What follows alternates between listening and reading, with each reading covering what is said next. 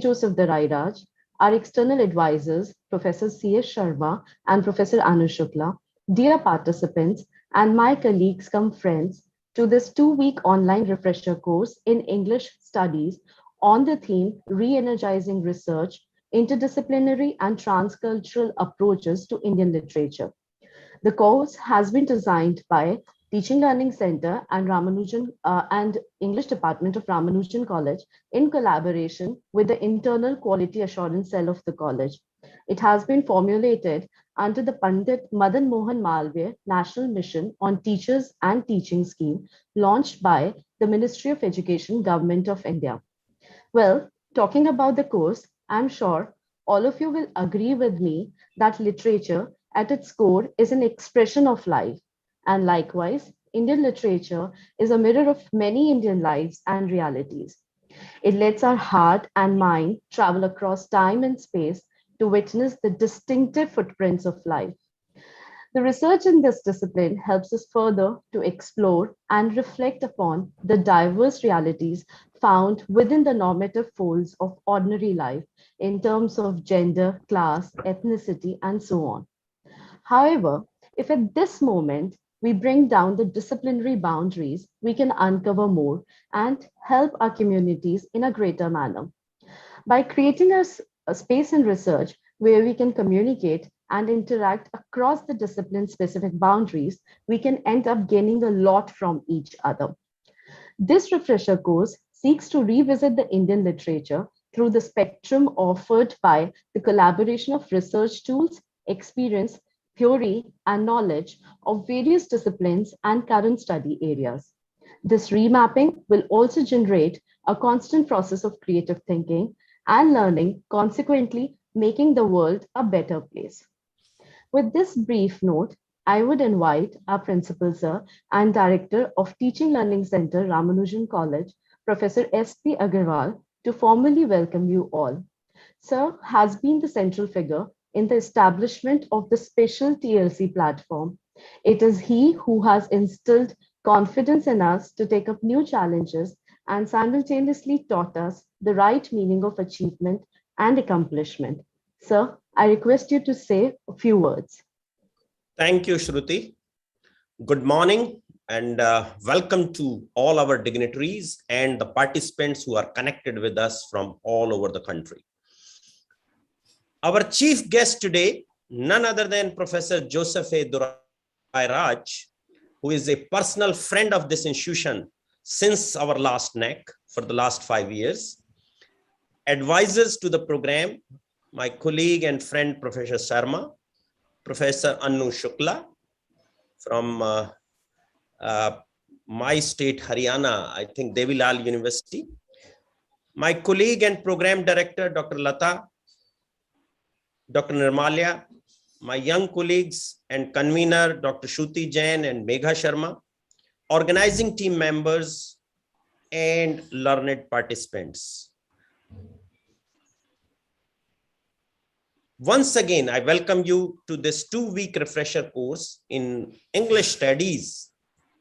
I don't know why this English Studies name has been used, but the topic is something different on re-engineering research, interdisciplinary and transcultural approaches to Indian literature. I once again welcome you on behalf of Teaching Learning Center, Ramanujan College, University of Delhi. Friends, let me, little bit get into the literature as well as the mission with which we are doing these programs. As the mission is Pandit Madan Mohan Malviya National Mission for Teachers and Teaching, and the objective of the mission is to do one thing is capacity building of teachers, another the research, quality research, and third the pedagogy. And I think that was the intent of the government to start these centers and to train the teachers in large numbers. And if you look at the National Education Policy 2020, and recently, there is a draft as well as the law on ABC credits and blended learning is going to be again a document very shortly. The another important aspect attached to is the flexibility, interdisciplinarity, skill and application of whatever we do in our classrooms. Now, in this topic, which is, of course, very interdisciplinary, of course, transnational, of course, relates to Indian literature, and literature is very vast, as you know. It is not limited to English, Hindi, or any other subject. It is equally important for history, social science, or any discipline. And especially the topics chosen in this, program on women writings, gender studies, and digital humanities. Very, very, new thing. Probably, I don't know. The other day, Professor God from Indira Gandhi National Center was talking about digital humanities. I think you should have him for his lecture, for this lecture. Very, very innovative thing. And another important aspect is that most of the studies in social science, humanities, and literature were qualitative in nature up till now. But I can share my experience. When I went to US in 1986, most of the students from other disciplines, though I was in commerce and management, but from other disciplines like political science, history, they used to study the mathematical tools, the research tools to apply in their research. So that means they were using the empirical studies or quantitative studies in order to apply them in their research areas.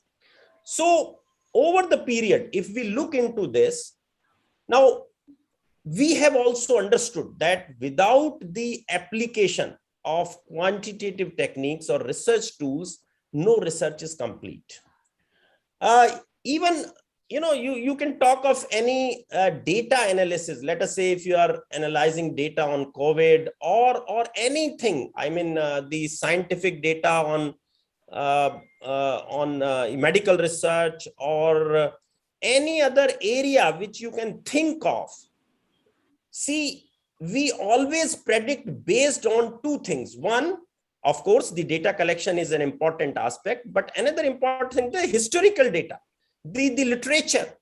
Only based on that, we predict the future. So that means that today, the domain of tools, the statistical tools or artificial intelligence tools or any technological tools are not only limited to area of STEM, but it has also expanded in the area of arts and humanities. And today, students from any discipline can get into these areas. So that is very, very important. That is why the opportunities in the market is increased for each and every discipline over the period. Now, taking cue from that, this college, basically our institution, we have concentrated on these two things by doing the capacity building of teachers, that we should encourage research and, do meaningful research in the sense that we should publish in Scopus and Web of Science or good journals. So in last 5 years, we have achieved a wonderful thing that at least 100 publications, in spite of the fact that ours is not a science college, we have done in Web of Science and Scopus. So this we could achieve only with the help of the capacity building of teachers and guiding them in a proper direction. So what important point I want to deliver to each participant here, that they should look into this and they should encourage this in their own institutions, that if they are trained properly in doing the research and teaching pedagogy, probably things will improve further. Also, we could do it because of the technology, because we developed our own learning management system. We are also putting our cloud infrastructure to host its servers and doing the research and data analysis, and might be we will be serving the whole community of educational institutions through our private cloud service. So what I'm trying to say is that today we cannot restrict ourselves to our own domain, but let us get into the other areas, disciplines, and do a kind of a combined research in order to do it better for the society and better for yourself. So we can combine one disciplines, two disciplines, three disciplines, and then let us do the research. So with this background, once again, I welcome and best wishes to all the participants for doing this program. I'm sure you will get what you have thought of. And the only thing I would say here is that within these 2 weeks, if you learn something, please apply it in your classroom, please apply it in your research. Only then it's a real learning of research. Thank you very much. Thank you, sir. As you said that, an interdisciplinary kind of research should take place. Indian literature is now becoming an interesting and an important domain that we read and look into under English studies. So that is the reason English studies, but we chose to read Indian literature precisely in it. So moving further, I'm now thrilled to welcome Professor C.S. Sharma, sir. It is an honor to have such a profound professor like you, sir, as our external advisor. Teaching is his passion, and that is why it is a joyous process to learn from him always. Here is a brief introduction to some of the exceptional achievements of Sir. Professor C.S. Sharma is a distinguished educator with broad experience in India and overseas in teaching, program development, institution building, financial performance, and business development. Author of 11 books and 47 research papers with publications on diverse topics, he has acted in a consultative capacity to corporations, renowned institutions of higher learning, and is a sought-after speaker, notably in research methodology, human behavior, and finance. Currently, professor at Sri Ram College of Commerce, University of Delhi, Sir was earlier the director at Maharaja Agrasen Institute of Management Studies and GRE groups of institutions. Apart from supervising PhD scholars at IIT Delhi, Department of Commerce, University of Delhi, and Amity University, he has conducted numerous workshops and training programs at various colleges, universities, and even for Government of India. He's coordinator of National Resource Center, sponsored by Ministry of Education at SRCC, which runs national level refresher programs under ARPID. Professor Sharma is also heading the Internal Quality Assurance Cell of his college, that is SRCC. Sir is a perfectionist. We are privileged and proud to have you on board, sir. I request you to share your words of wisdom. Sir. You're muted. You're muted. You need to unmute yourself. Yeah. Am I audible now? Yes, sir. Okay, good morning. Good morning to all. Good morning. Professor Joseph Dorairaj, Professor S.P. Agarwal, Professor Anu Shukla, Dr. Samanta, Dr. Lata, Dr. Shruti Jain, Dr. Shipra Yadav, Dr. Arzu Saha, and other organizers. First of all, I must express my gratitude and thankfulness to you to give me this opportunity to be associated with your institution, which has been doing a wonderful job over the last few years' time. I think Ramanujan College Teaching Learning Center is the only one in the country which is so active that it has trained more than 150,000 teachers all across the country during this pandemic. And this is one institution, I think, which has converted the problem into an opportunity. What pandemic had closed us all into our homes, and Ramanujan College Teaching Learning Center has exploited this as an opportunity to train the people during this period, making the people utilize their time. And in that continued stream, today they are organizing for 14 days, it is 15 days, 2 weeks program in English literature. And the topic that has been chosen is really very interesting, that re-energizing research, interdisciplinary and transcultural approaches. Now, it is really wonderful to think of re-energizing research. Energy is already there, we understand, but it needs to be re-energized, which means the orientation is to show new directions, new vistas, and new ideas and new layers or new levels to which the research can, in literature, can be taken forward. For a very long time, I have been nursing an idea. And in that direction, I have done some research also myself. And that idea is this, that literature is something which touches us all.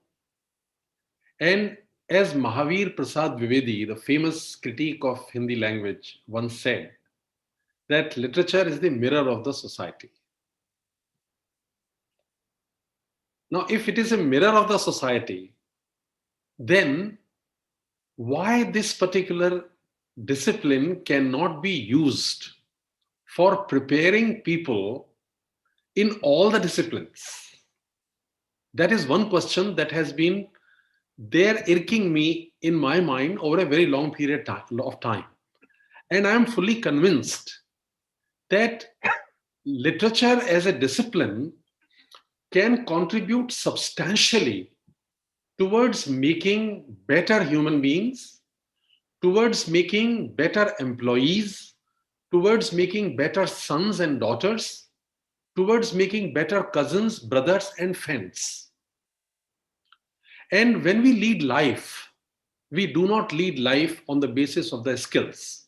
Undoubtedly, skill is very important, concepts are very important, knowledge is very important, technical knowledge is very important because it becomes necessary for us to earn our livelihood. But where the skill ends, life starts. I have the skill, for example, to typewrite. I have the skill to code a computer program. But what kind of program will I make? How responsive it will be to the society?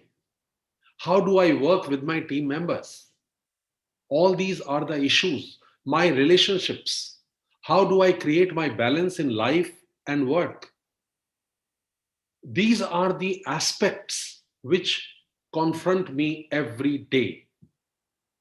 An engineer ends his life once he's out of in the laboratory working with the equipment. But every moment the work has to be implemented through interactions, emotions, values, beliefs, thoughts. And these are the things which are not there in what we call skill, however innovative those skills and methodologies could be. Those come from the sensitive expression of what is happening to life. And that is what is done by the literature. So I have always felt, I am a student of management, and I have worked in the areas of finance, I have worked in the areas of methodology, and also I have worked in the area of a lifeless field, as you would call, a heartless field called finance. And I have always felt that literature has a great lot to contribute in this regard. For example, when we are trying to create managers or build managers, we are actually trying to make them better leaders. Better leaders means they can lead people. And leading people means what? Dealing with your emotions and emotions of everybody else. And which discipline captures emotions realistically? Emotions are dissected, bisected, they are divided and analyzed, examined quantitatively, qualitatively by psychology, by anthropology, by sociology, because they talk of collective emotions also. But in terms of the expression in life, it is done only by the literature. So I would prefer to teach leadership courses with the help of stories, with the help of critical analysis of the stories, because people can identify themselves with the characters, with their likes, dislikes, failures, regrets, their achievements, their successes, their high points, their low points. And this is what life is made of. And if we can make our people, our students, the students of leadership, sensitive to these ideas, they can become much better. So this is one thing I would say, that literature is something which should become an essential ingredient, essential component of all disciplines if we want that we are able to make better human beings, coming out and becoming eventually better citizens. That is there. There is one aspect. Second aspect comes to, this is what I feel I'm speaking on behalf of other disciplines than literature. But let me now speak something about my expectations from the people who are dealing with the discipline called literature, or say English literature. My idea is this, that the research that you conduct, this research needs to be multicultural, transcultural. The analysts who are studying, examining literature, and those who are writing literature also. If I take you as one fraternity, then your fraternity has a great responsibility. That you start examining and evaluating literature in those terms that can be useful. It can have some utilitarian value for other disciplines also. Why a person specialized in literature, a professor of literature, why should he not write research papers telling us how we can build better leaders through the study of literature? For example, I'm just saying this. At the workplace, we face a very big problem, the problem of envy. Envy which can be negative, which can be positive. Envy which can be destructive, like that of Duryodhan, or it could be positive, like that of Eklavya. That somebody is better than me, I am envious of that person. If I am Duryodhan, I would like to kill that person, as he wanted to kill all the Pandavas. Or I could look at it positively. Why am I not, or why can I not become better than that person? Positive envy. In business organizations or in NGOs, or in organization, even in family for that matter, we come across this emotion of envy as a powerful emotion. Now, this emotion can be best understood, organized, explained, researched best by the people who are dealing with emotions on daily basis.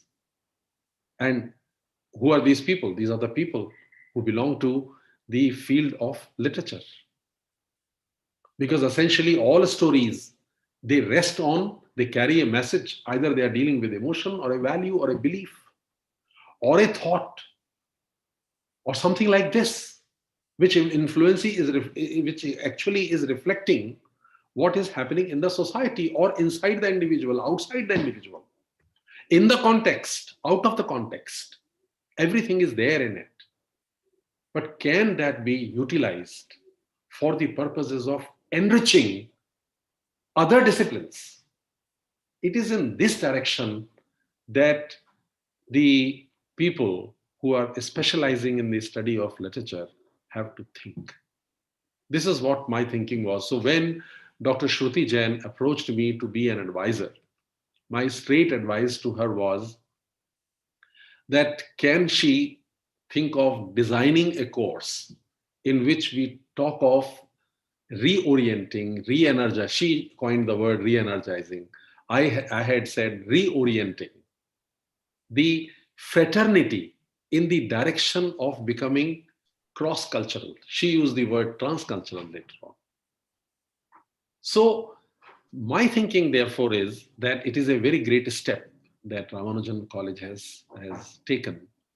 And if a few steps are taken in this direction, then I think literature, which has over the years, as I have seen during my stay at the university over the last 40 years, it has remained disconnected with other disciplines.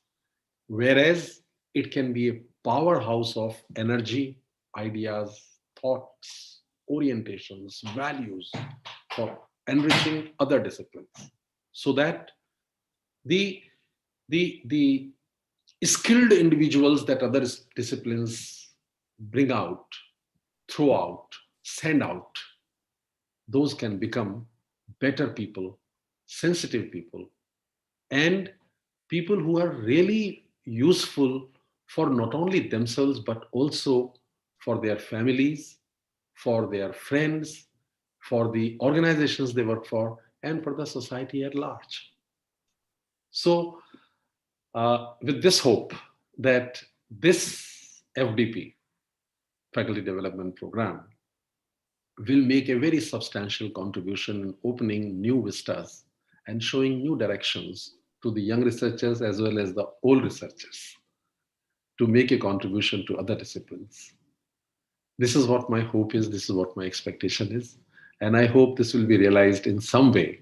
A very good beginning has been made by Ramanujan College. I think it is the first of its kind. I'm not aware if others have made an effort in this direction or not, but certainly this will go a long way in creating a new milestone in the research that is carried out by the persons in the field of English literature. Thank you very much. Thank you, sir. Thank you for all the appreciation. And you yourself are a powerhouse of amazing ideas, like undoubtedly amazing at making even the most complex and unimaginable equations seem so simple and possible. Thank you so much, sir. Now I welcome our second external advisor, Professor Anu Shukla. It's a great honor and pleasure to have you amongst us, ma'am. Ma'am is widely sought after as a teacher. She has a teaching experience of more than 24 years as a regular faculty at the Universities of Allahabad, Central University of Haryana, and Chaudhry Devilal University, Sirsa. Presently, Professor Shukla is working at the Department of English, Chaudhry Devilal University. She has held the offices of the Dean of Faculty, the Dean of Academic Affairs, and the Dean of Research in the university. She has 10 books to her credit and has many publications in both national and international journals.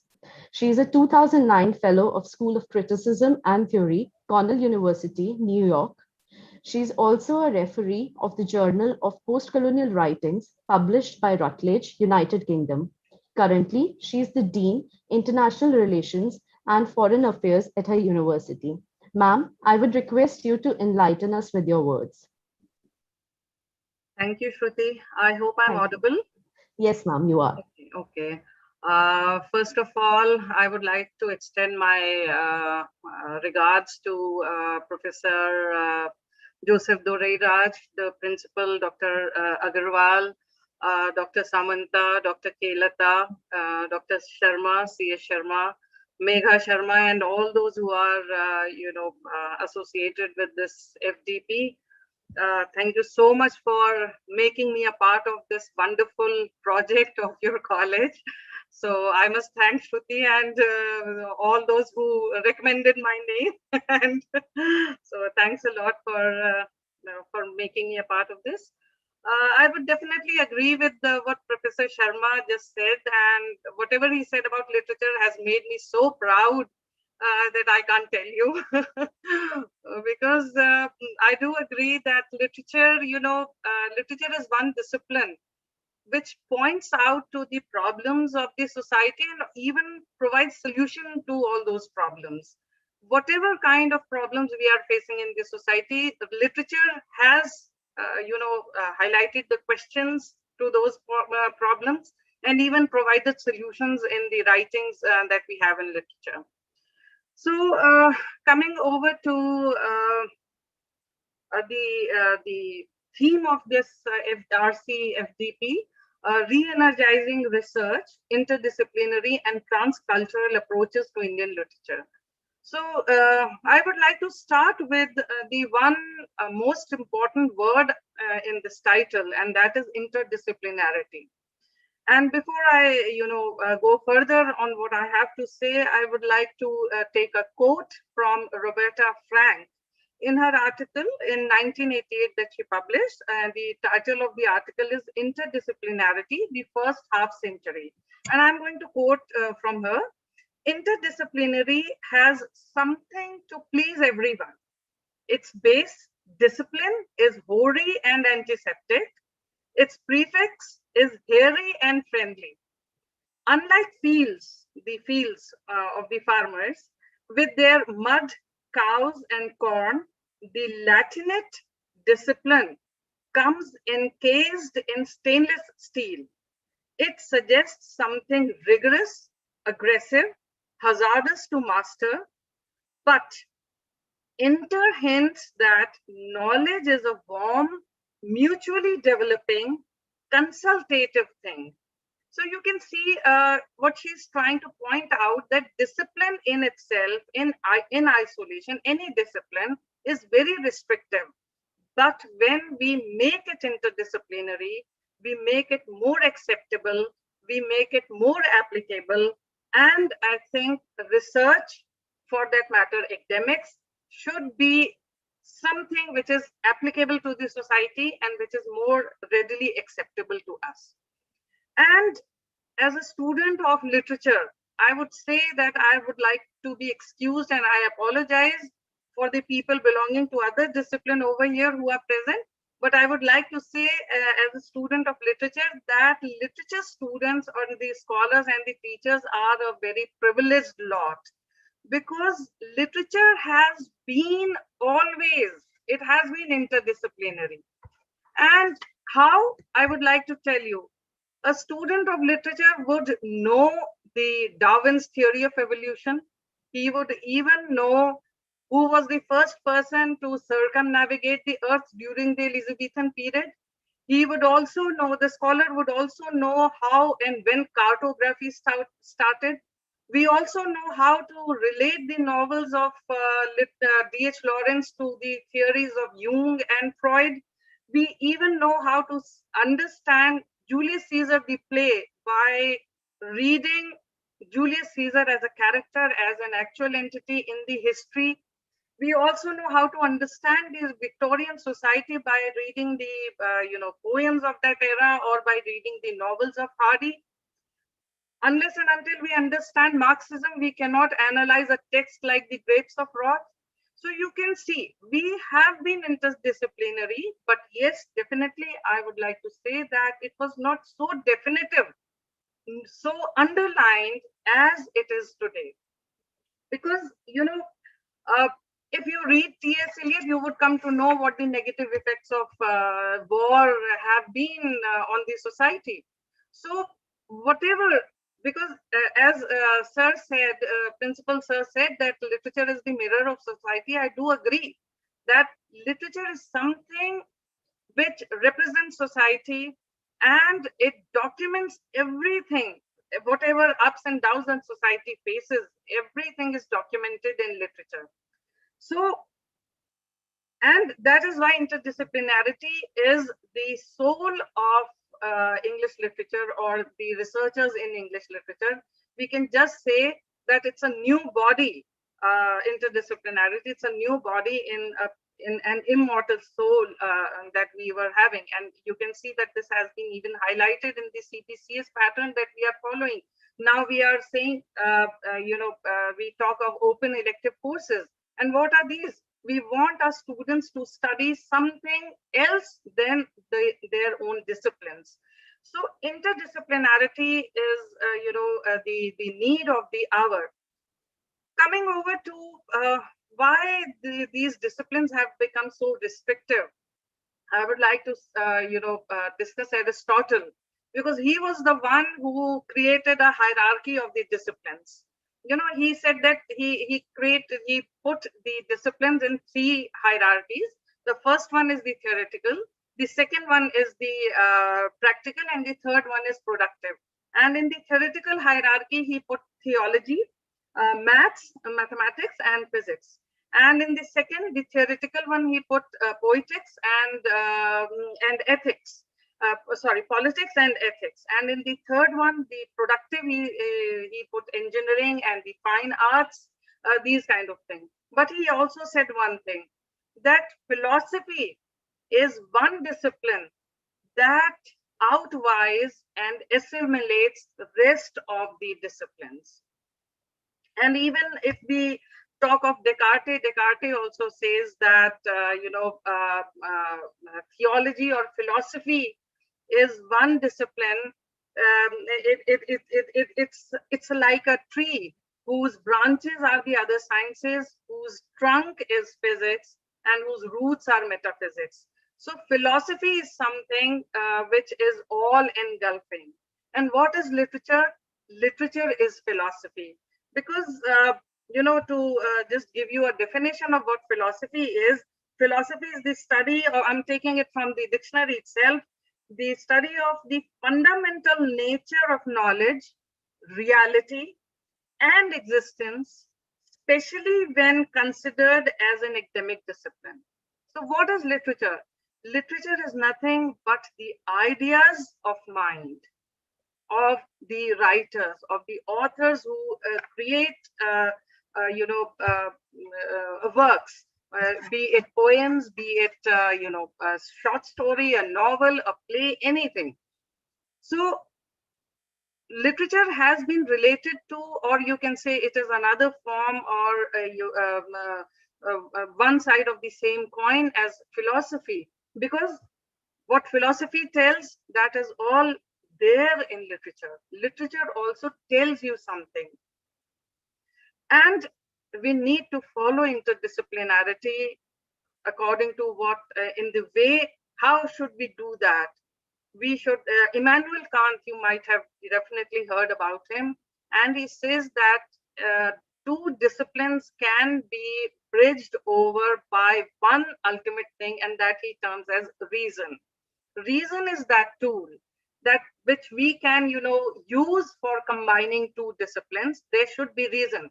And that is how I would like to emphasize this thing over here, that when we are doing interdisciplinary research, we have to make a reasoned attempt, a reasoned hypothesis of taking, though we have been doing this earlier as well, but it is more definitive now. So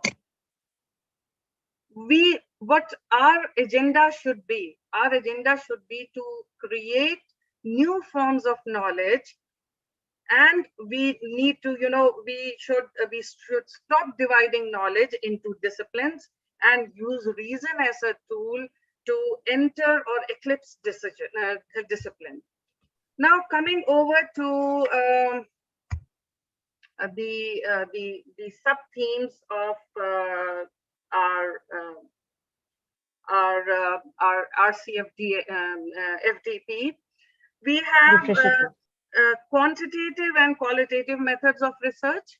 As Dr. C.S. Sharma said that, I think the principal sir said that we have been doing qualitative research, but what about quantitative? So quantitative research straight away, either it should be linguistic research, or now we can do quantitative research in literature as well. Why and how?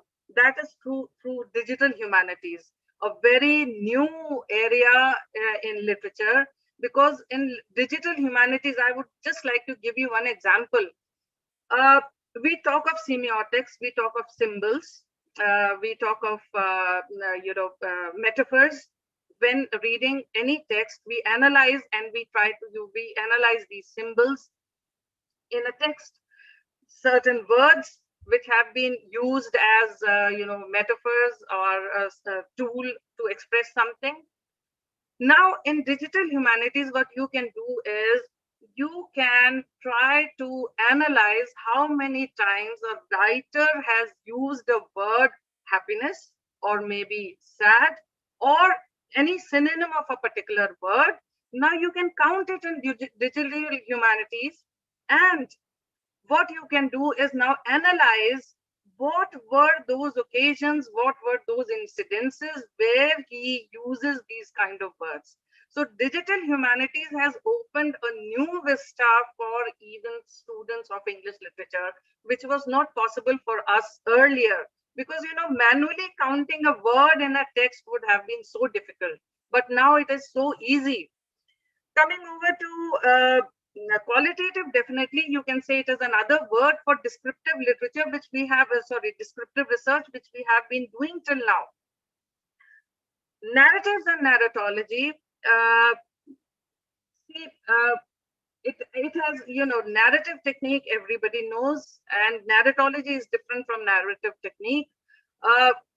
How a writer is expressing himself, what tools he is using, what metaphors he is using, what methods he is using to write anything, or what he's trying to express through his narrative techniques. So there are techniques, tools, like in the sciences, which we apply to our to the texts in literature, and we even study narratology, the way of narrating anything. Myths, mythologies, and legends. We come over to traditionalism when we read myths and mythologies, because somehow we say that we have to encompass everything. We have to, tell the problems of the present society. We even have to point the solutions to it. So we go back to mythology, and so many writers, they are coming up with ideas with new, retelling of mythical stories in a different way, like retelling of Ramayana, Mahabharata, Sita, Draupadi. So many things have been done using, gender studies as a tool, using exploitation of women as a tool for retelling these stories. So many of them, one of my favorite authors, Chitra Banerjee Divakaruni, has done that. And there are other writers as well. Popular literature, graphic novels, these are new ways of, which we have started. Initially, we were not, very comfortable with popular literature, but we have become very, open towards such types of literatures, and we have started doing research in those areas. Disability studies is a wonderful area that we need to understand, because disability is, it's a social construct. Impairment is something, some impairment of a mind or a body, but disability is a social construct, and whatever happens in society, whatever social constructs we see around ourselves, like we say that femininity and masculinity again is a social construct. So disability again is a social construct, and we need to identify these, these aspects in the literatures. We can, go back to the older literature, or we can find out texts in the present times which talks about all these things. Marginal and subaltern studies, definitely it's, it's a part, you can say it's a sort of, or it's a part of the post-colonial studies that we have in literature. And it's definitely an old area, but marginalization is something which never ends. Because I believe that we talk of, when we talk of post-colonial studies, we talk of two binaries, one at the center and another at the periphery. So the moment periphery moves to the center, somebody else comes at the periphery. So exploitation never ends. Marginality never ends. Now it can take new forms of exploitation. It can take new forms of marginality or subalternity, but it never ends. So we have to see, now we can include animals into that, though they are a part of the environmental literature. But yes, when we read, if you might have seen and if you are fond of social media, you might have come across so many articles and news in which animals have been, exploited like anything. All those that happens to children and women is happening to animals these days. So we can include them as well to study. Women writings and gender studies. Women writings, again is an old concept, but it has been it is still relevant to us. I would like to tell you, when we talk of gender studies, there is LGBTQ studies as well. We talk of the lesbians, the gays, the bisexuals, the queer theory comes under gender studies, because we now don't discriminate between after post feminism. We are in the post-humanist era. So we don't discriminate between, I mean, at least the people in literature, they don't discriminate between, males and females. They talk of all those genders who have been exploited. And they talk, I would like to give you a very interesting information that there was one movie in India that was the first movie on homosexuality, Badnaam Basti, that was made in 1971. Just think of it. But it never came into existence. It was shelved, and lately it surfaced in Berlin after so many years. So literature is something which talks of all these things. Maybe it was considered a taboo earlier, but now literature has been courageous enough to come out with all these ideas as far as gender studies is concerned. Then we have contemporary cinematic adaptations of texts. This has been, an area of research in many universities. I had just, evaluated one thesis of Chandigarh University, Punjab University, Chandigarh, that was on women in how they were portrayed. And 3 movies were taken. One was Mother India, and 2 of late periods. So cinematic adaptations have been there. Vishal Bharadwaj has been adapting the texts of Shakespeare in movies. So how the adaptation is done? Film studies, another, is something which is related to this area. How the adaptation is done, what tools are applied for that, how changes are made into that text, and how those changes are made relevant for the present times is what we study under these film studies or the cinematic adaptations of texts. Language of literature, this is purely a linguistic based research area, and linguistic is very interesting area if people want to do research in that. You get newer and newer ideas every day when you are doing a linguistics study of any literary text. Digital humanities, as I talked about in the very beginning, digital humanities is a very interesting field. It encompasses everything now.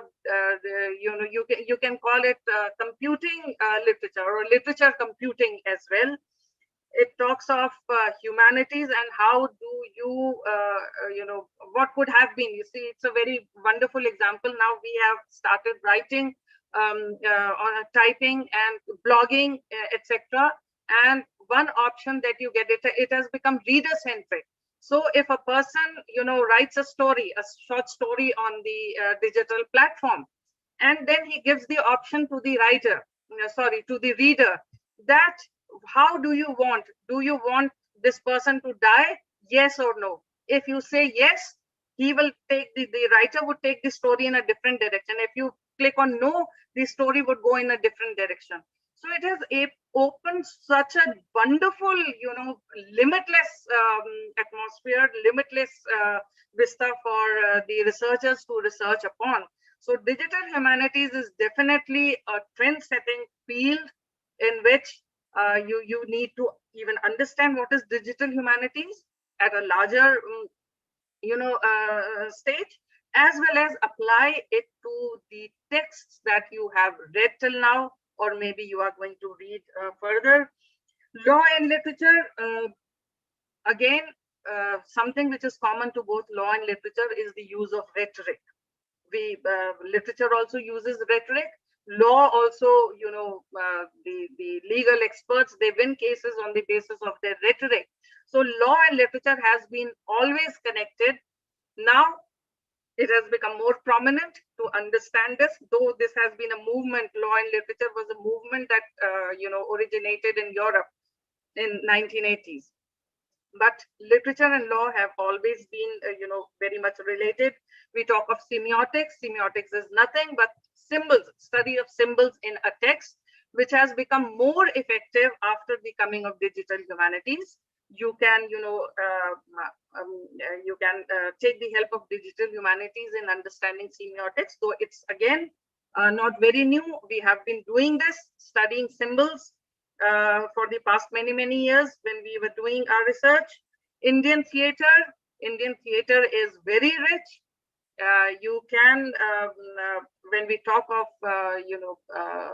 the dramatists of India and the theater artists of India, India has been very rich in that. Since old times, we talk of Indian theaters. Environmental literature, again, this is very relevant. As you see, whatever is happening around us, it is happening just because we have disrespected nature, and literature took it on itself to identify this problem of ecology, this imbalance in ecology, and now they are rereading texts that were long lost, forgotten, and now they are trying to identify how nature has been exploited in the earlier texts, how nature has been represented, how it has been portrayed, and what are the solutions for us. It is not just the duty of the scientists to talk about environmental issues and problems, but even literature, because literature is something, as Sir earlier said, that literature is something. Professor Sharma said that literature can make good humans, a good society. So we have to bring awareness in the society by identifying those problems in the texts that were nature oriented, ecology oriented. We need to stop thinking egocentrically, but we have to start with ecocentrism in our thinking. Only then the biggest problem that we are facing in present times can be solved. And then publishing prospects, it's a very simple idea. How do you publish? This again is a technique. And one author, Meghna Pant, I think Meghna Pant, she has come out with a wonderful book on how to get published. So I think all those who want, publishing prospects, who want to understand these publishing prospects, you can read her book. It's a wonderful book. So see, literature is something which studies life, and life itself is multidisciplinary. So every discipline is somehow related to literature. Another aspect that Shruti has taken up over here is transculturalism, and you need to understand what is happening in other cultures, and that is why I think it's just a 14 days program, so we couldn't accommodate one or two more fields over here, but we could have easily accommodated translation studies, because translation studies is something which tells you what is happening in other culture, what are the good aspects of the other culture, as well as noir fiction or noir literature, that we NOIR, or what we call as crime fiction. That also tells you so much about the society of different various cultures. But definitely translation studies can be a part of maybe some next FDP, Shruti. So Yes, ma'am. that is really, translation studies is really which people are the scholars present over here, the colleagues present over here, they should think about it and study more and more those texts. So that is all that I wanted to say.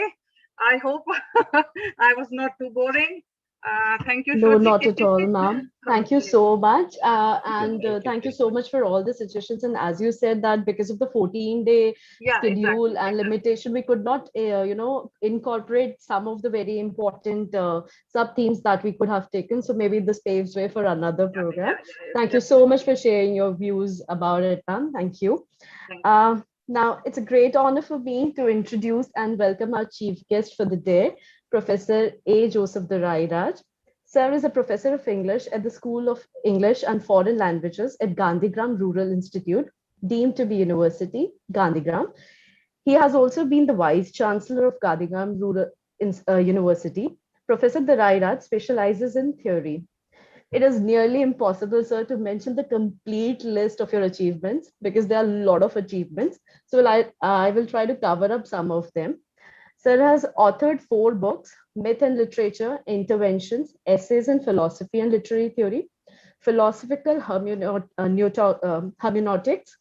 and FAQs on Research in Literature and Language. And he has edited critical essays on Indian English poets and essays on Gandhi. His book, Essays on Higher Education in India, will be published shortly. He's the founder editor of a peer-reviewed journal called Gandhigram Literary Review.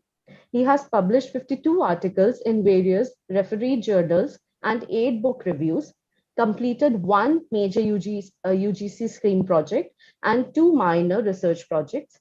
He has guided many PhD students. He was a Fulbright Scholar in 2014 and visited educational institutions in Washington, D.C., New York, Miami, and was an Erasmus Mundus visiting scholar at KU Leuven, Belgium in 2015. He conducted a month-long teacher training program in Kandy, Sri Lanka in August 2007. He has been a visiting professor at many universities. He regularly lectures at UGC, HRDCs, and has delivered many lectures in different colleges, universities in South India. He has also been a member of Refresher Council of IGNOU. Sir is an assessor for NAC since 2010 and also been the chairperson of the NAC peer team. He was also involved in the preparation of the NAC Revised Accreditation Framework 2017. He has completed 2 major assignments for UPSC, New Delhi. Today, we are privileged to have an opportunity to listen to him. On behalf of all of us gathered here, I welcome you, sir, to this inaugural session. Sir.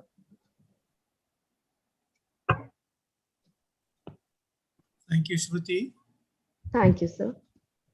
Professor S.P. Agarwal, the Dynamic Principal of Ramanujan College, Professor C.S. Sharma and Professor Anu Shukla, both advisors for this refresher course, Professor K. Lata, the IQAC coordinator at Ramanujan College and the coordinator of many successful programs organized by Ramanujan College, Dr. Nirmalaya, a man with sparkling ideas, Dr. Shruti Jain, the coordinator of this 2-week refresher course, Dr. Shipra Yadav, Dr. Megha Sharma.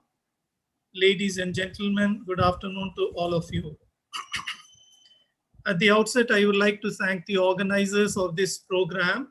In particular, I would like to thank the principal, Professor S.P. Agarwal, and Professor Lata for inviting me to this program as the chief guest for the inaugural session.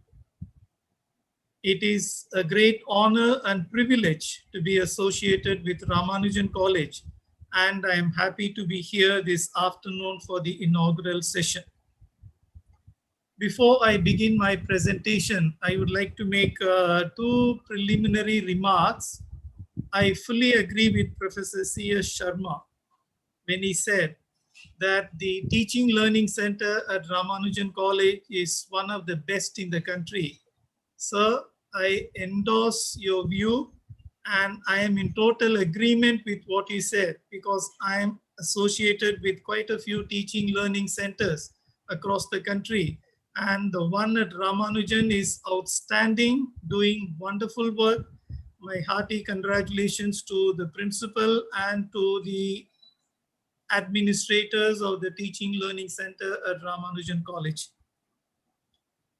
I also want to thank Professor Anu Shukla because she talked about interdisciplinarity and she also outlined what are the avenues available for research in the domain of English studies.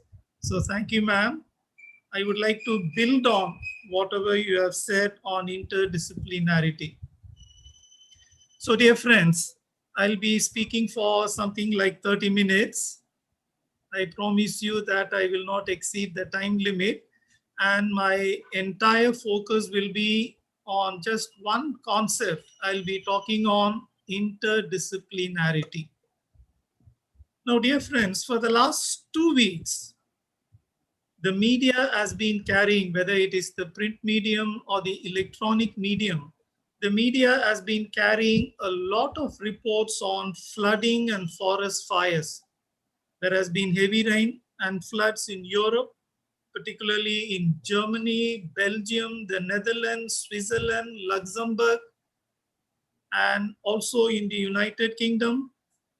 Deadly flooding in central China, and a horrible incident. 12 people died in an underground railway tunnel.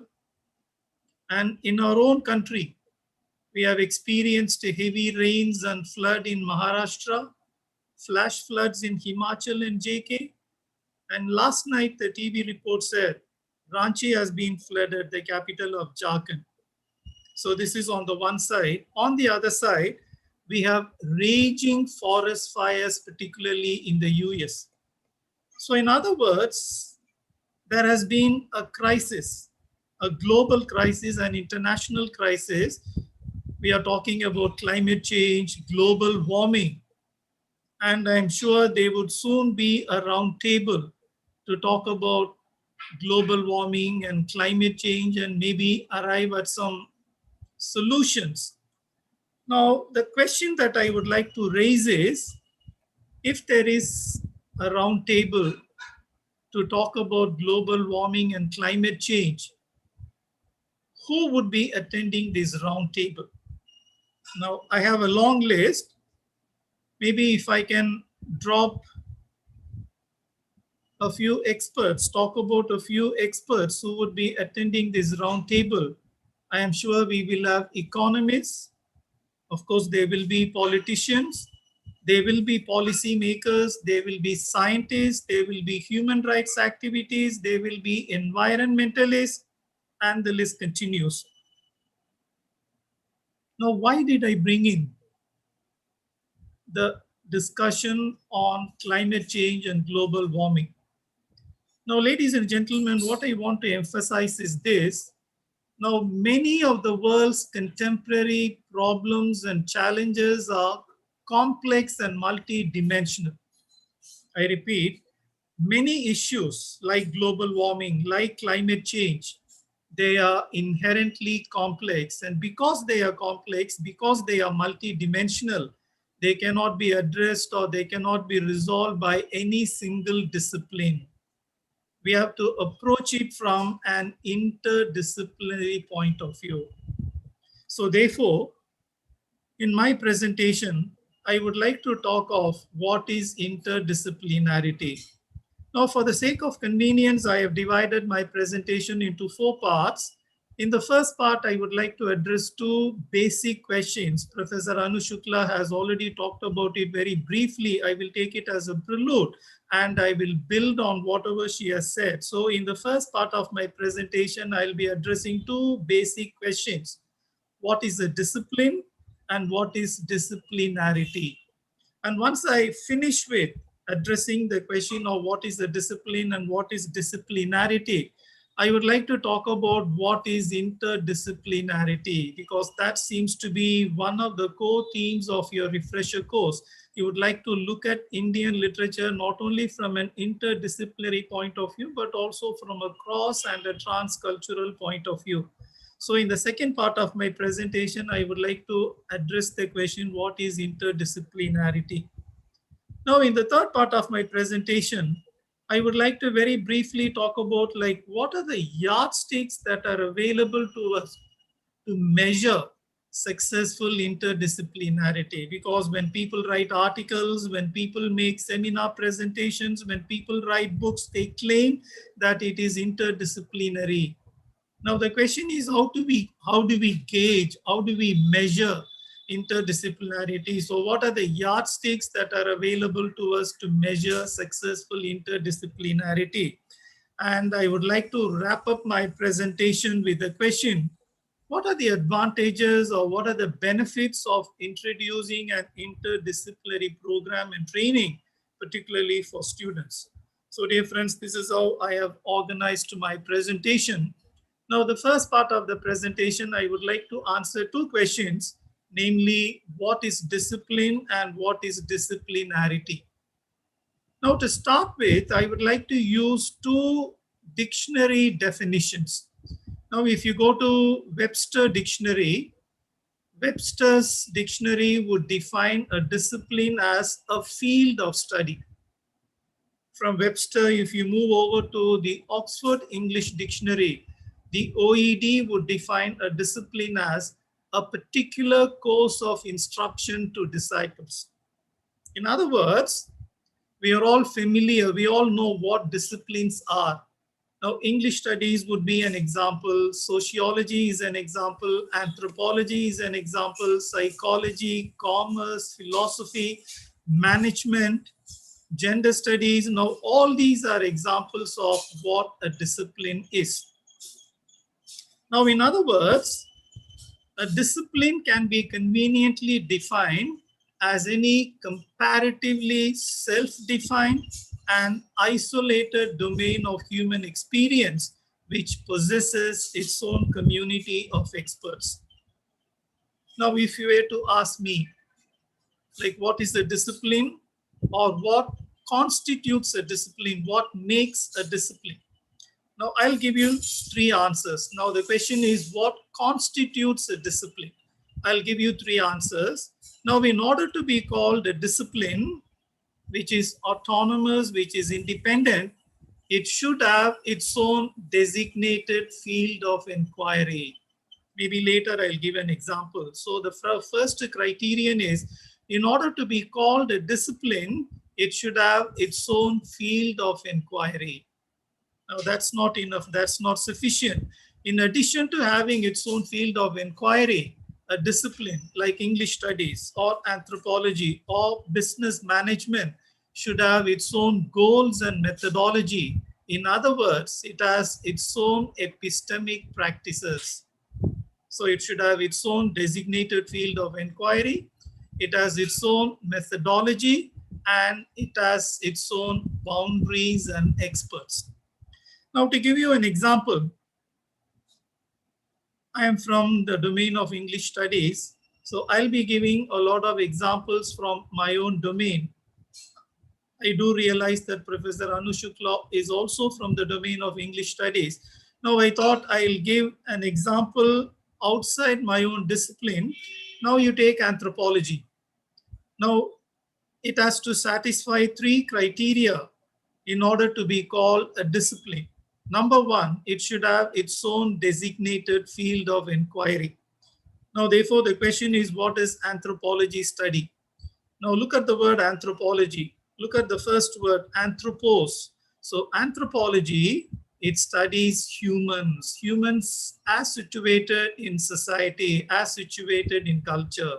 So, the designated field of inquiry as far as anthropology is concerned is anthropos, human beings.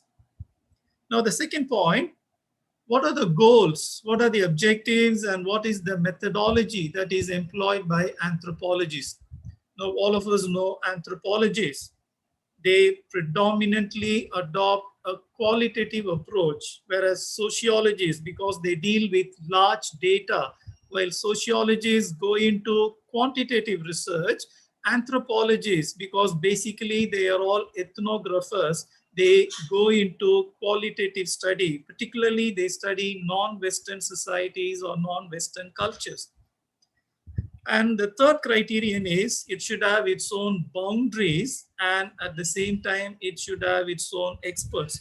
Now, anthropology has its boundaries. It is related to but different from sociology. So this would be the brief explanation for what is a discipline. It should have its own designated field of inquiry. It should have its own epistemic practices, and it should have its own boundaries and experts. Now, a related question is, what is disciplinarity? Now, once again, if you look into the dictionary would tell you disciplinarity refers to expertise in a discipline, whether the discipline is English studies or commerce or management or philosophy or psychology.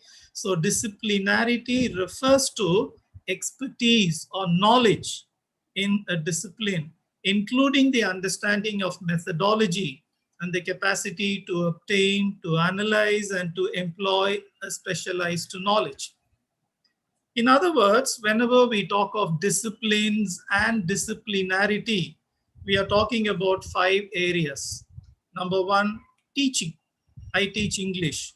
Professor C.S. Sharma teaches management.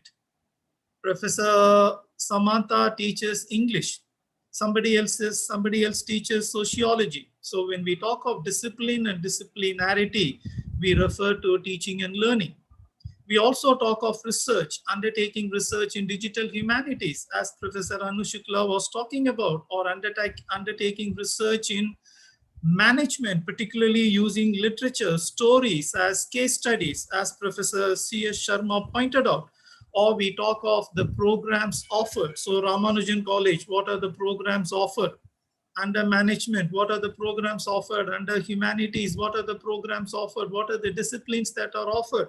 And when you establish departments, you talk of, okay, we will establish a department in this discipline. Okay, then finally, we talk of certification and award of degrees, a UG degree in BA English, a PG degree in management, a BSc degree, let us say, in physics or chemistry. Now, dear friends, that was the first part of my presentation. So in the first part of my presentation, I answered 2 related questions, namely, what is discipline and what is disciplinarity? Now that I have talked about what is discipline and what is disciplinarity, I would like to move over and answer another question, a broader question, which is the core of my presentation today for this inaugural program. What is disciplinarity? I would like to give you 2 definitions, not exactly definitions, but something like a definition. Now, interdisciplinarity is a communication and collaboration across academic disciplines. I've used 2 keywords, communication and collaboration. I would like to use 2 more words in addition to communication and collaboration. So what is interdisciplinarity? How do you explain it? It is a dialogue. It is a conversation. It is an interaction between 2 or more disciplines. Okay, a student of English studies undertaking research in, let us say, the dramas of Jean-Paul Sartre, who was a French philosopher who was awarded the Nobel Prize in Literature. So here we combine 2 disciplines, namely English and philosophy. Or you take cultural studies, or you take theory as such. Okay, you take cultural studies. It is a dialogue or a conversation or an interaction between many fields. And what are the fields that are involved in cultural studies? We have anthropology, we have sociology, we have literature, we have media studies, we have semiotics, we have gender studies, and the list goes on. So therefore, when it comes to describing or defining interdisciplinarity, we use words like a dialogue or a conversation or an exchange or an interaction between 2, it could be 2 or it could be more disciplines. When I talked about English and philosophy, only 2 disciplines are involved. But when I talked about cultural studies, more than 2 disciplines are involved. Now the question is, what happens when there is a dialogue or a conversation between, let us say, English and philosophy, or sociology, anthropology and literature, or if it comes to theory, semiology, literature, philosophy, anthropology and sociology, like what is the outcome? When experts from diverse disciplines are brought together, and when they initiate a dialogue or a conversation, or when there is an interaction or exchange of ideas, what happens? Now, the obvious answer is there is the creation or generation of new knowledge. I would like to spell it out. So what happens is when there is a conversation, when there is a dialogue or an interaction between different disciplines, obviously 3 things happen.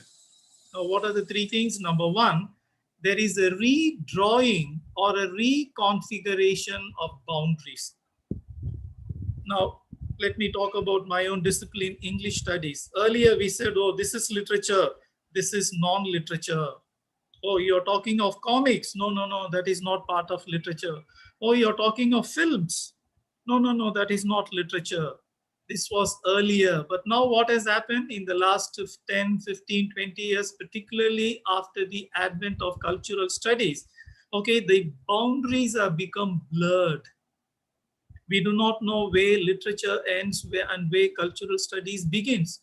Okay, earlier comics were not part of literature, but now under the domain of under the rubrics of cultural studies, we have incorporated comics. So therefore, when there is a dialogue or a conversation between different disciplines, the first thing that happens is the boundaries are redrawn or reconfigured. And number two, there is a synergy because people across the table are having a fruitful conversation, shedding their egos, willing to redraw the boundaries. So there is cross-pollination, there is symbiosis, and there is a synergy. And all these would lead to the creation or the generation of new knowledge. Now, at this stage, I would like to offer a brief clarification concerning three important terms. Now, we talk of interdisciplinary or interdisciplinarity. At the same time, we talk of something that is multidisciplinary and what is called transdisciplinary. So three terms. On the surface of it, they all look alike. But please remember, there are subtle differences among the three terms, and that needs to be clarified or articulated. So what are the three terms? Interdisciplinary, multidisciplinary, and transdisciplinary. In particular, I would like to clarify the distinction between interdisciplinary on the one hand and multidisciplinary on the other. But prior to that, I would like to offer a brief clarification. When we talk of interdisciplinary studies or interdisciplinarity, it's not that only two disciplines are involved. It could be two, English and philosophy, or it could be more, as in the case of cultural studies and also as in the case of theory. Okay, fine. So obviously the distinction is between inter and multidisciplinary. Fine. Now, basically the distinction boils down to this important point. In the case of interdisciplinary programs, also in the case of multidisciplinary programs, there is something common, but at the same time, there is a crucial difference. Now, what is common? What is the common ground? The common ground is whether it is inter or multidisciplinary, more than one disciplines, more than one programs of study are involved. So that is the common factor between interdisciplinary programs and multidisciplinary programs. But there is an important difference. And what is this important difference? In a multidisciplinary program, many disciplines are involved, but there is no frank dialogue or conversation. Each one operates within his or her boundaries, in silos, ghettos. I'm sorry to use a very strong word. Okay, so maybe I can use the word ghettos. Okay, so in other words, they exchange ideas, but at the same time, they do not want to redraw or reconfigure the boundaries. The boundaries are very clearly marked. In other words, there is no integration or amalgamation of ideas. But on the contrary, when you talk about interdisciplinary programs or interdisciplinarity, many disciplines are involved.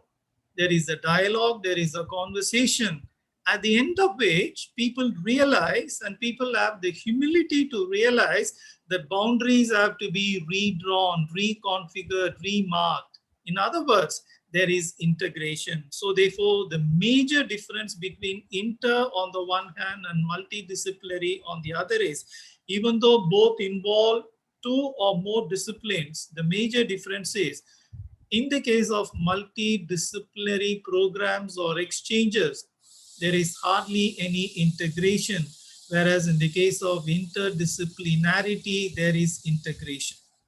Okay, so this is the major difference between inter and multidisciplinary. So dear friends, that was the second part of my presentation. So in the first part, I addressed two questions: what is discipline and what is disciplinarity? And in the second part of the presentation, I talked about what is interdisciplinarity. And I also spelled out the crucial difference between interdisciplinary on the one hand and multidisciplinarity on the other hand. Now the third point, and it is an interesting section. Now today, a lot of people claim that they are doing interdisciplinary research, particularly those in the domain of cultural studies or those who are specializing in theory, literary theory. They claim that their program or their projects or their articles or their books are interdisciplinary.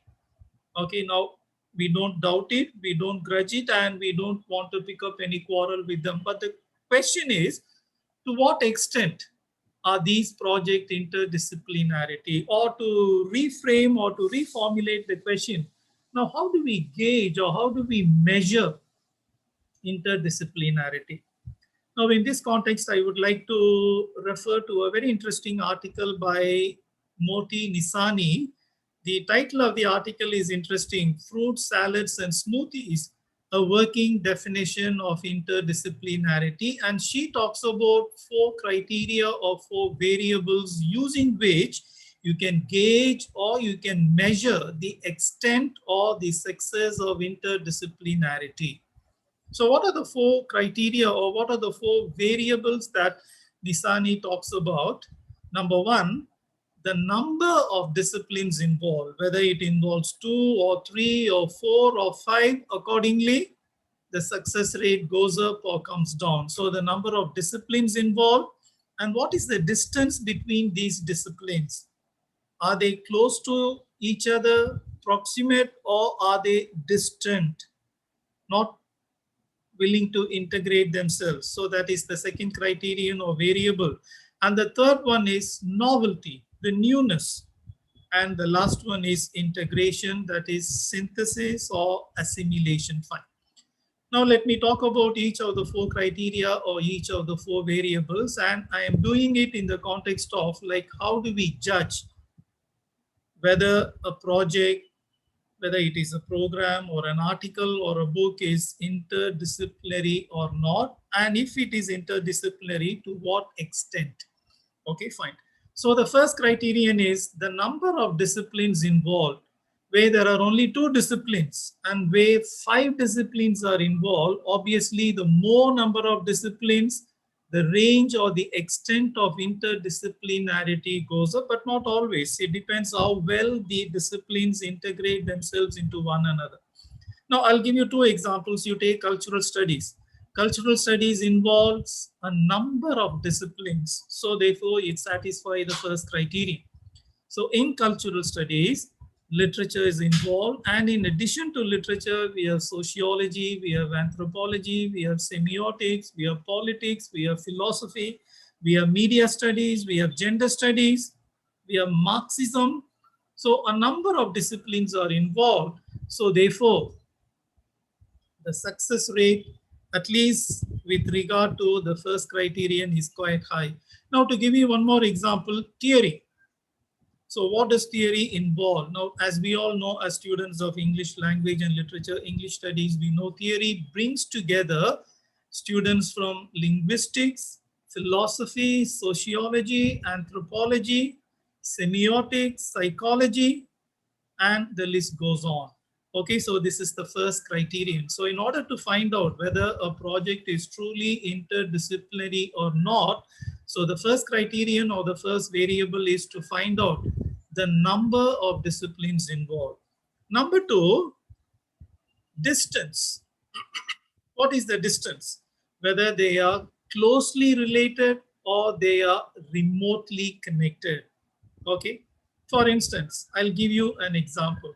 Now, Claude Lévi-Strauss, all of us know, the French structural anthropologist, Okay, so he's the one who brought in the ideas of Saussure, Ferdinand de Saussure, the father of modern linguistics, into literature. Okay, so the ideas came via anthropology. So Claude Lévi-Strauss has undertaken a structural analysis or a structural study of the Oedipus myth, and he has also undertaken a similar project, the story of Astival, using structural linguistics, also known as Saussurean linguistics, Ferdinand de Saussure. Okay, so here what has happened is linguistics and anthropology have been brought together very closely together. So therefore, the second criterion or the second variable is what is the distance? So here the question is, when Claude Lévi-Strauss undertook a structural study of the Oedipus myth, okay, so the distance between anthropology on the one hand and Saussurean linguistics or structural linguistics on the other is intimate. Okay, so therefore it has been a successful project. Now let us go to the third criterion or the third variable, novelty. Okay, newness, freshness. Okay, now for instance, cultural studies, there is a lot of novelty. Okay, of course, this has generated negative criticism as well. Now, as I said earlier, now comics, some 30 years ago, some 40 years ago, comics were certainly not part of literature. The canon did not include the comics. Okay, but today we talk about comics, we talk about the semiology of comics, we talk of the political dimension of comics. Okay, so what has happened is this is something new, something novel. Otherwise, we have been talking about only short stories, novels, dramas, and essays. So here we have something new, something novel, something refreshing. Okay, so the criterion of novelty. Then finally, integration. Okay, so this is the point that I have already talked about. Like, how do we distinguish between what is inter and what is multi? So in the case of multi, different disciplines are involved, but there is hardly any integration taking place. Whereas in the case of interdisciplinary project, there is a lot of integration. So therefore, the question is, when someone claims that he or she has undertaken an interdisciplinary project, so the question is, how do we measure the success rate or the extent of interdisciplinarity? So here the four criteria are the number of disciplines involved, the distance between the disciplines, and whether there has been any novelty or newness, or whether it was refreshing, and finally whether there was any room for integration. So if a project satisfies, let us say, all the four criteria, then that would be labeled a successful interdisciplinary project. Fine. Now let me come to the last part of my presentation. Now we talk of interdisciplinary program, and the principal, Professor S.P. Agarwal, in his presidential address, he talked about the new National Education Policy, NEP. Now, NEP also talks of interdisciplinarity. Okay, so now the question is, when we introduce interdisciplinary programs, interdisciplinary courses in our colleges, in our universities, like, how do our students benefit? So the question is, like, what are the advantages of interdisciplinarity for students? Okay, fine. Now the point is, interdisciplinary studies, they allow the students to learn by making connections, by building bridges. Otherwise, they say, oh, the English department, that is different from, let us say, the Department of Chemistry, which is, let us say, different from the Department of Commerce. So these are working in isolation. Earlier, I used the word, of course, a strong word, ghettos, or working in silos, ivory towers. Okay, so here the student sees them as interconnected. The Department of Chemistry is related to the Department of Physics, and both are related to the Department of Mathematics. And the science departments are somehow related to humanities or arts. Okay, so basically the advantage of introducing interdisciplinary programs in our colleges and universities is it encourages students to make connections between not only different departments, but between different ideas and concepts. Okay. For instance, you take the concept of alienation, which is a very important concept in the domain of English studies. When we study existentialism, whether it is Camus or Sartre or Gabriel Marcel, we talk of alienation, we talk of ennui, we talk of angst. So this is a literature student from an existentialist point of view. Now, a student doing Marxism or sociology or political science, he or she would also talk of alienation, okay, in the context of the bourgeois and the proletariats, how the workers are alienated. And somebody working in German drama, particularly from a Brechtian point of view, he or she would also talk of alienation, Wolfram Doom. So in other words, the same concept, but approached from different perspectives, from an interdisciplinary point of view. So therefore, the advantages of introducing interdisciplinary programs and projects in our schools, colleges, and universities, not schools, in our colleges and universities, the advantages are manifold, because these projects enable students to develop their thinking skills, implant in them a higher curiosity for learning, as a result of which they become more creative and original. And ultimately, I think this is the greatest advantage. Earlier in her address, Professor Anu Shukla talked about how the villain was Aristotle, because earlier knowledge was one, knowledge was total, knowledge was whole. It was Aristotle who fragmented disciplines, who sliced up knowledge into three hierarchies. Okay. So as a result of inter and multidisciplinary programs, in the long run, what happens is both the teachers and the students, they come to realize that knowledge is not fragmented. Knowledge is not fragmented, but on the contrary, knowledge is something whole, knowledge is total. It is only for the sake of convenience that we have decided sciences into chemistry, physics, mathematics, life sciences, and humanities into English, sociology, philosophy, religion, theology. It is only for the sake of convenience that we have fragmented knowledge. Otherwise, knowledge is one, knowledge is whole. Now, having batted for interdisciplinarity, I cannot resist raising one more question. I mean, there are huge advantages in introducing interdisciplinary programs. But till today, practically no college or no university has introduced interdisciplinary programs. So therefore, I would like to very briefly talk about like what has prevented higher educational institutions from introducing interdisciplinary programs. I would like to talk of some 6 points. Now, the idea is not to discourage us. The idea is like once we know what are the hurdles or what are the obstacles, like we can take sincere and concerted efforts to overcome these obstacles so that we can introduce, we can launch interdisciplinary programs. Fine. Now, the first thing is funding, whether it is funding from the UGC or the DST or the DBT or funding from outside agencies. So what happens is funds are available predominantly for traditional programs. If you say you're floating an interdisciplinary program, then experts will tell you, oh, it is very good, this is novel, this is new, you're breaking new grounds, all this, but they don't release funds. So we all know that without funding, nothing can work.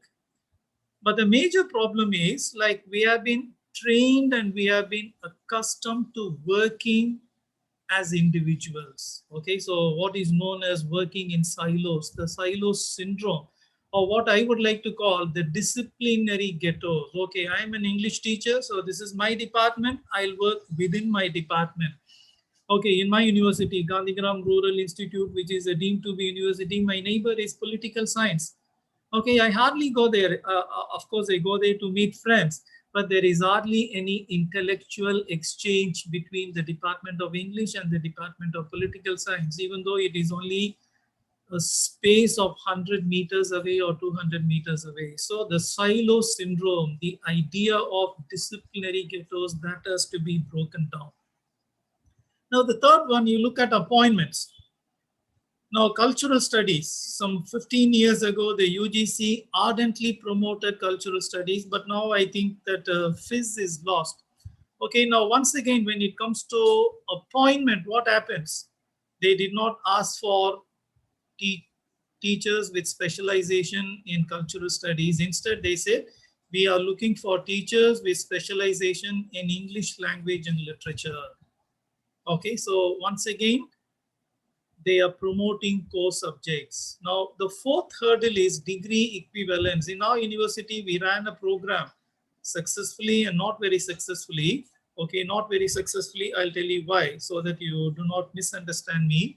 Okay, but it was a successful program. We ran a program called MA in Comparative Literature and Cultural Studies. It was successful. But the students ran into serious trouble because their degrees were not recognized. If they had to appear for SET or NET, what happens? They did not find cultural studies in the list.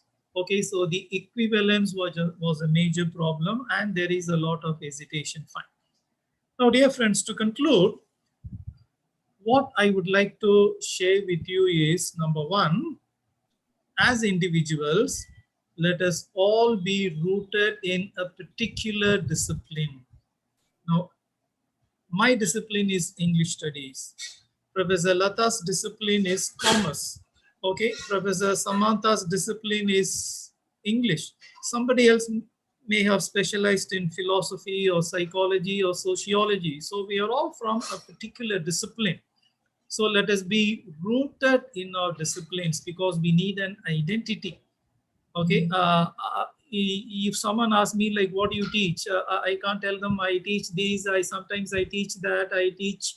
No, let us not occupy liminal spaces, or let us be experts and be rooted in a discipline. But let us have the mindset to collaborate with other disciplines, particularly with sister disciplines and even across disciplines. Okay, so in other words, let us sincerely and ardently promote interdisciplinarity.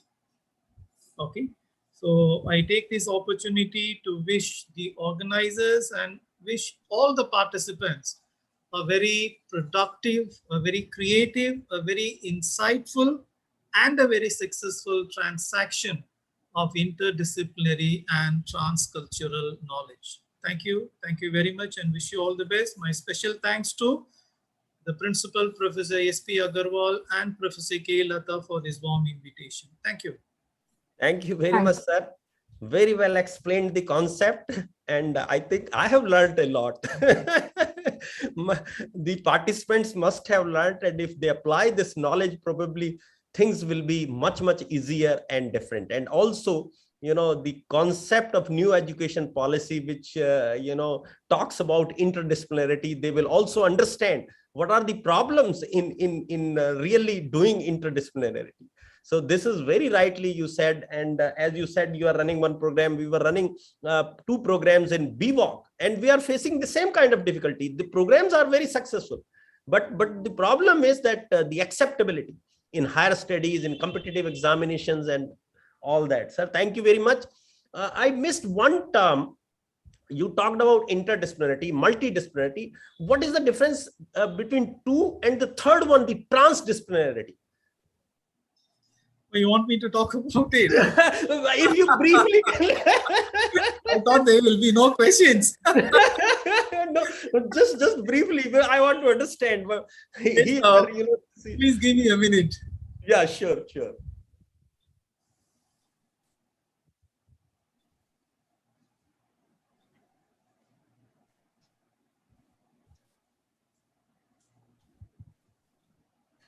Okay, transdisciplinary, 2 aspects. One is it is more like multidisciplinary trans, but at the same time, what happens is trans, so transcending, going beyond, going across a particular discipline and entering the realm of another discipline and striking a conversation or initiating a dialogue from experts from that field. So it is somewhere in between inter and And multidisciplinarity. So the prefix trans, I think that holds the semantics. So it is transcending the borders of a particular discipline and entering the domain or the realm of another sister discipline. thank you very much. Thank you very much. Thank you. Thank you so much, sir. Yeah. Yeah, thank you so much, sir. Sir, the way you present a subject or a topic in such an organized and interesting manner and varied perspectives about it, it always makes your lecture and discussions quite memorable. Thank you so much, sir. Um, Now, as all of you know that this course is organized in collaboration with the IQAC of our college, I would now welcome our IQAC director, Professor Kelata ma'am. Ma'am is a professor at the Department of Commerce and Management Studies, Ramanujan College. Well, ma'am is a magician. By blending positivity, determination, hard work, consistency, sincerity, she weaves magic. I would request ma'am to brief the participants about the internal quality assurance cell of our college, along with some important rules of this refresher course. Ma'am. Thank you, Shruti, for those Thank you. super words. And thank you to the whole team also for, working along with, working together. We have actually transcended all these disciplines here, and we work together as a team. And first of all, I would like to, thank Professor Dorairaj also for accepting this, to address today's participants here. And thank you very much, sir, for such an informative and, you make things so very clear to us that one really wants to start right from the scratch, and we have a better understanding before the participants also going for this 2 weeks online program.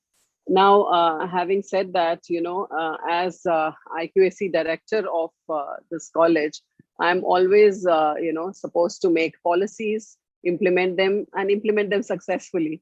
So, for every program that we have, the policy making or the rules making and getting them implemented, it very naturally comes to me, and it's transferred to me, and I am supposed to do all these things. And I know the team works really very hard. And I must say, the young teachers who are now involved in this 1-2 week refresher course, they all have really worked hard. And especially Dr. Shruti, she has been conceptualizing, and of course the concept part has been now, I think, very clearly explained by all the speakers here. And now I hope the participants have a clear picture of what they are in for in the next 2 weeks.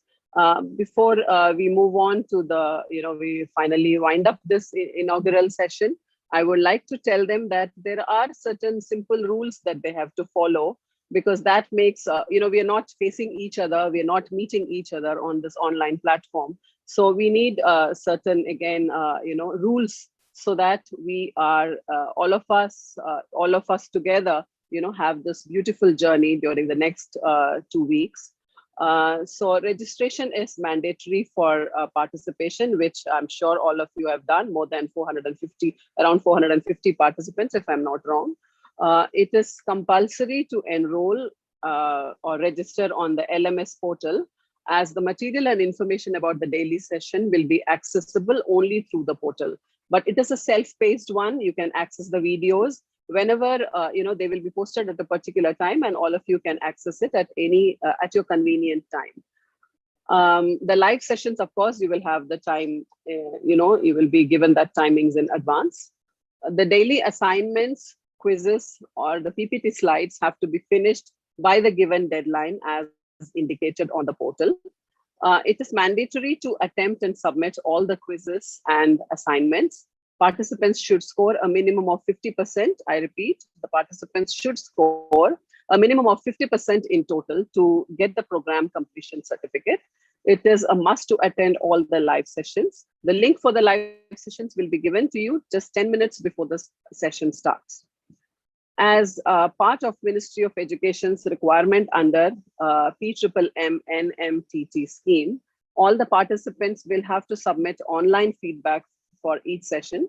Please do this very religiously so that we also get feedback about how the sessions are going and what will you like to have in future. So feedback and other forms should be filled promptly, and please send it back to us. Participants will have to ensure internet facility at their end. The organizers will not be responsible for any internet related issues at the participants' end. Graded certificates on the basis of performance in the refresher course will be awarded to the participants. In case of any issues, please write to us at rcenglishfdp@ramanujan.du.ac.in. We will email at the earliest opportunity.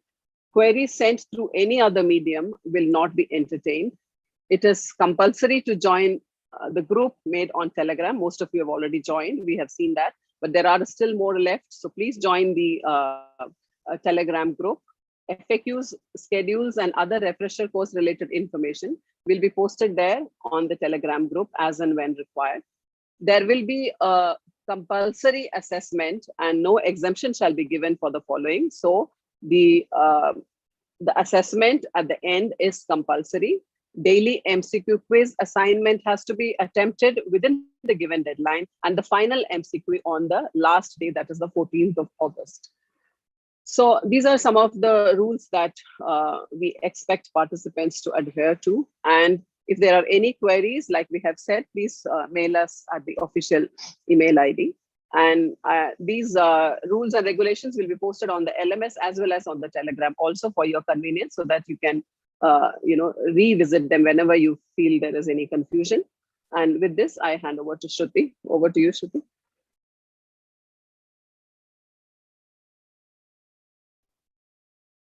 Thank you so much, ma'am.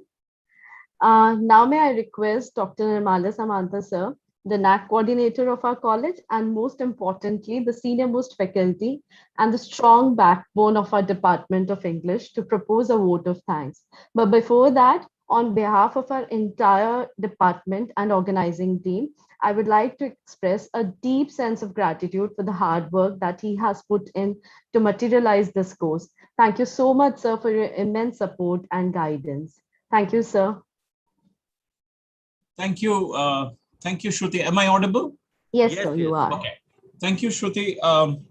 This is a very honorable thing that I have to do. It's a privilege for me to thank some of the best, some of the closest friends we have for Ramanujan College.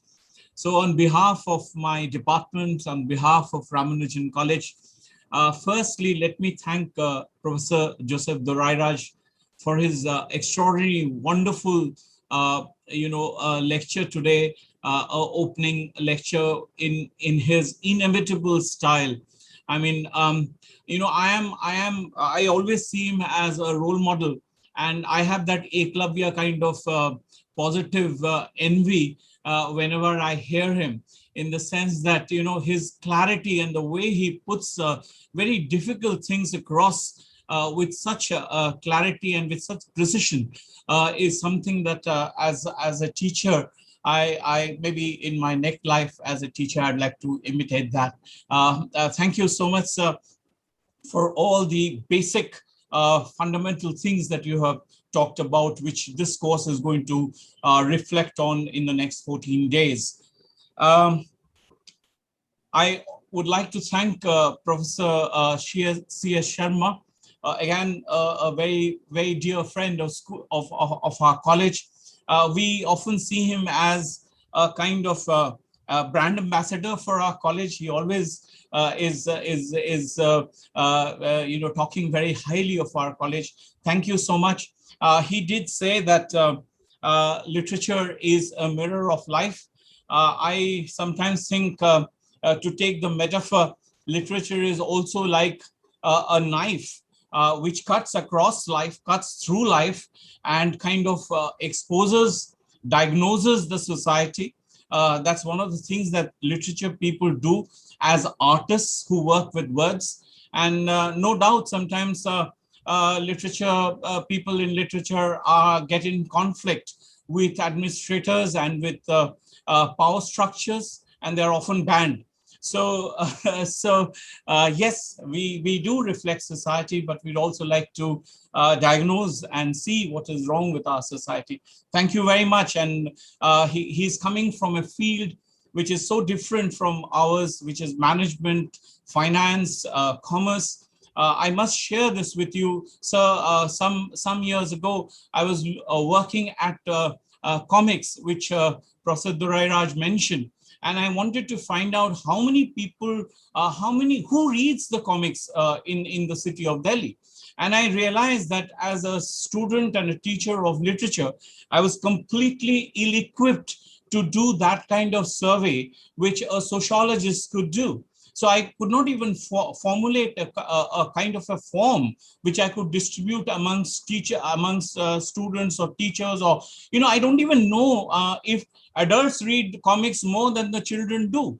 So that is a quantitative kind of analysis that we should be looking as teachers and students of literature to enrich our understanding of what we are doing. I'd like to thank Professor Anu Shukla.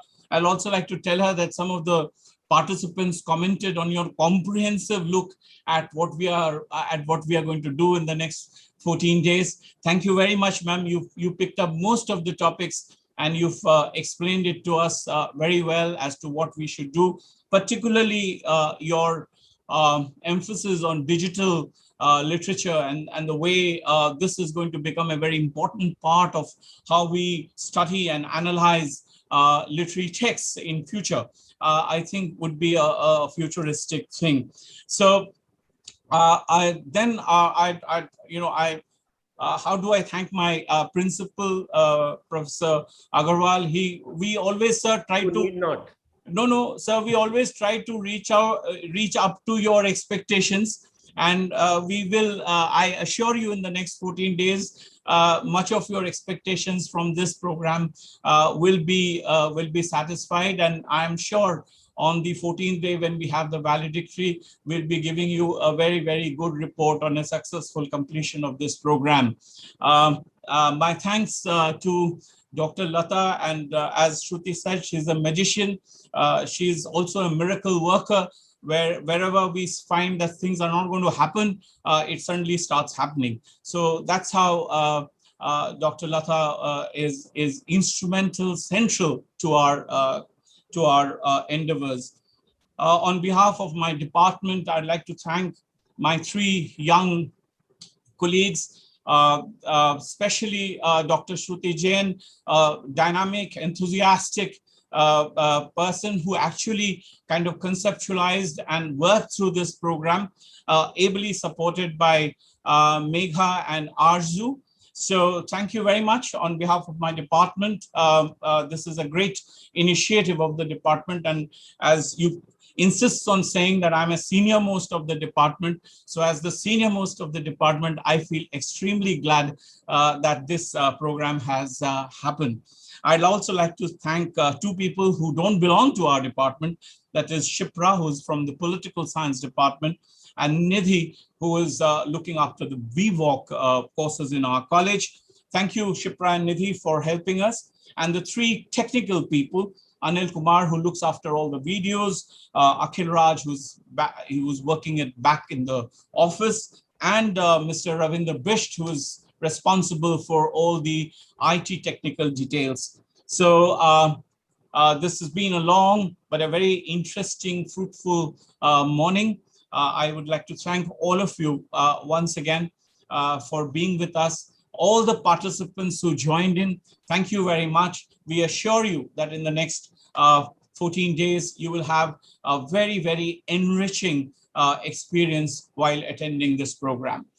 We will give you a 10-minute break, after which I will come back to introduce Professor C.S. Sharma for the next lecture, which is scheduled today. With this thing about 10-minute break, and a thank you to all of you, I would like to say bye. Thank you. Thank you, Dr. Samantha. Thank you very much. Thank you. Thank you, sir. Just one thing, we will continue with the same link. So the same YouTube link will work for Professor C.S. Sharma sir's lecture also for all the participants. Just to inform all the participants. Thank you. Thank you, everyone. Thank you. Thank you, sir. Thank you. Thank you, sir. It was Thank you so much. Thank you so much. Thank you. And Thank we you, will ma'am. carry forward your suggestion, Anuji. Samantha has already noted it because he is going to launch another program on film studies. So probably he will include there that topic. Thank you. Thank you, sir. Thanks a lot. Thank you. Thank you. Thank you. Thank you.